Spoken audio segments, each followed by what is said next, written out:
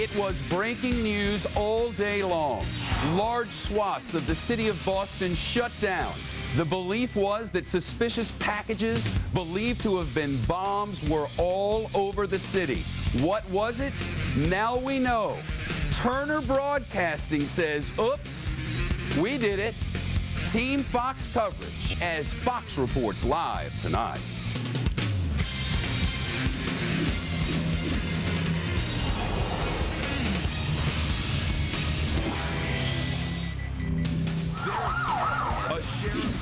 Plus, she went to happen. Covering the globe, fair and balanced news at the speed of live. From New York, this is the Fox Report with Shepard Smith. It was the scare that shut down major portions of a great American city today. Police responding to reports of suspicious devices all over Boston. At least 9 packages, as they call them all together, forcing cops to close down an interstate, portions of the subway system, a major bridge, and a portion of the Charles River. Bomb squads scrambled into action all across the city, detonating at least one suspicious package, as millions anxiously waited to see what would happen and to find out who was behind this madness. Finally, hours after it all began, with wall-to-wall television coverage across the city and around the world, a bulletin from the Associated Press flashed on computers in newsrooms everywhere. A bulletin that identified the culprits, their names, Turner Broadcasting and the Cartoon Network. These devices, which look to cops like circuit boards with lights, are actually part of a publicity campaign for an upcoming movie based on a show on Turner Broadcasting's Cartoon Network, a Turner show calls Aqua Teen Hunger Force, meaning this whole mess for hours on end was just a huge mistake. Molly Line begins Team Fox coverage live in Boston. Molly. Shep, that's right. This was a bizarre scenario playing out all across Boston. This so-called marketing campaign forcing bomb squads to get into action, snarling traffic, shutting down parts of the subway system, creating just one huge, massive mess. The first device was spotted under I-93 highway, a major roadway that runs right through Boston.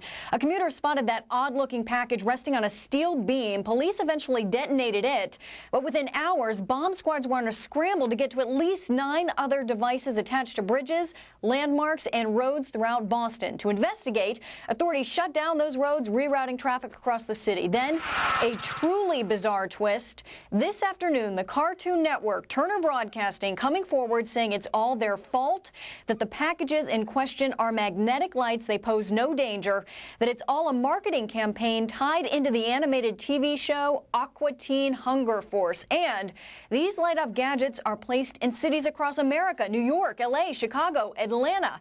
That's just to name a few. Boston police remain tight-lipped on their progress in this investigation, but made it clear the city is safe for travel. There are no indications in the investigation at this point in time that indicate that this is a terrorist act. But as to exactly who was behind it, the reasons, the motivations, I can't comment on that. Turner Broadcasting said today that they regret that these marketing tools essentially caused so many problems today and were mistakenly thought to pose any actual danger. Now the question remains, who will face charges and what might those charges be? Shep? And Molly, as you just mentioned, the owner of the Cartoon Network, Turner Broadcasting, based in Atlanta, has apologized for scaring Boston into this massive security alert. The company did release a statement saying basically it regrets what happened. It says the lights, magnetic, were part of that outdoor marketing campaign for a show and its late-night programming. It claims similar devices have, as she mentioned, been placed in other major American cities. Jonathan Seri is live outside corporate headquarters in Atlanta now. Jonathan. Hey, Shepard, the building you see behind me is home to Turner Broadcasting and the Cartoon Network, the company issuing a written statement via email, quoting from it, parent company Turner Broadcasting is in contact with local and federal law enforcement on the exact locations of the billboards. We regret that they were mistakenly thought to pose any danger. The marketing campaign involved magnetic lights that look like circuit boards featuring various characters from Aqua Teen Hunger Force, part of the Cartoon Network's late-night Adult Swim lineup. Promotions for Adult Swim are generally light on words and instead focus on the network's star power, but to those unfamiliar with the likes of Meatwad, Frylock, and Master Shake, the miniature billboards appeared to be suspicious devices, and that's exactly what happened in Boston today when concerned citizens and law enforcement noticed the promos hanging near bridges, highways, a hospital, and even a subway station. Targeting crowded spots in major cities is a no-brainer when you're in marketing, but unfortunately the same goes for terrorists, and today the two got confused. Fortunately, in this case, it was just a cartoon. Shep. Jonathan Seri live outside Turner corporate headquarters in Atlanta. Now, Congressman Ed Markey, the senior member of the Massachusetts congressional delegation, released a statement late today on all of this, and he said, scaring an entire region, tying up the T or the subway system and major roadways, and forcing first responders to spend 12 hours chasing down trinkets instead of terrorists is marketing run amok. It would, said the congressman, be hard to dream up a more appalling publicity stunt. Whoever thought this up needs to find another job. Turner Broadcasting, of course, owns CNN, which, as we did, covered the Boston scare all afternoon. Just as this news of Turner's apology was breaking, their correspondent Jack Cafferty came on the news channel asking, quoting here, in a post-9/11 world, who puts cartoon characters attached to batteries on bridges around Boston? Some sort of moron? Unquote. Well, whoever, they've been everywhere. Pictures on a website from Seattle, Portland, Los Angeles, Chicago, and down here at the bottom of the screen, a picture from Boston.